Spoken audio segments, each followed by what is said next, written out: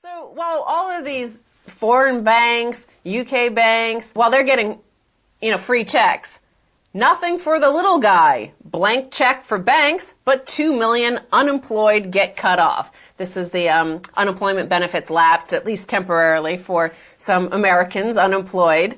Yeah, well, they're the new red man. The American poor understands now what happened to the American Indian.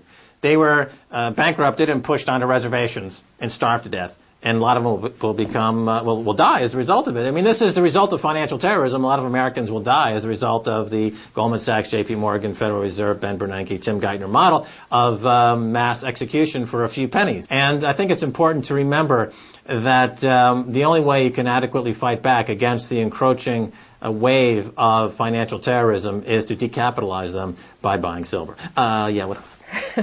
Well, many Americans voted for this Tea Party in this latest elections in order to save them from the crimes of the banksters.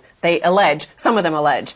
Tea Party leader, restricting voting to property owners makes a lot of sense. So this is Judson Phillips, president of a prominent Tea Party group called Tea Party Nation, and here he is interviewed on the radio. The founding fathers originally said they put certain restrictions on who got the right to vote. It wasn't you were just a citizen and you automatically got to vote.